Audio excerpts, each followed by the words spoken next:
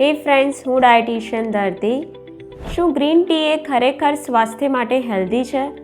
તો ગ્રીન ટીમાં કેટેકાઇન નામના powerful antioxidants છે જે આપણા બોડીમાં ફ્રી રેડિકલ્સ છે એની સામે લડત આપે છે અને સેલ્સને ડેમેજ થતાં અટકાવે છે અને ઓક્સિડેટિવ સ્ટ્રેસને ઓછું કરે છે.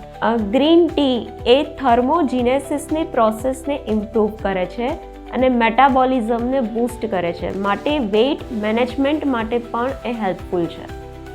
પછી ગ્રીન ટી એ ઇન્સ્યુલિન સેન્સિટિવિટીને ઇમ્પ્રૂવ કરે છે, માટે શુગર કંટ્રોલ માટે અને PCOS જેવી બીમારીમાં પણ હેલ્પફુલ છે. આ સિવાય એમાં એલ-થિયાનીન અને કેફીન રહેલું છે જે બ્રેઇન ફંક્શનને ઇમ્પ્રૂવ કરે છે, માટે ફોકસ, એલર્ટનેસ અને કામનેસને પણ ઇમ્પ્રૂવ કરે છે. આ સિવાય એ એન્ટી ઇન્ફ્લામેટરી છે, એટલે ક્રોનિક ઇન્ફ્લામેશનને ઘટાડે છે અને ગટ ફ્રેન્ડલી છે. પરંતુ ગ્રીન ટી દિવસમાં 2 થી 3 કપથી વધારે ના લેવી જોઈએ. વધારે પ્રમાણમાં ગ્રીન ટી લેવાથી એ એસિડિટી, નોઝિયા કરે છે અને આયન એબ્ઝોર્પ્શનની પ્રોસેસને પણ ઘટાડે છે.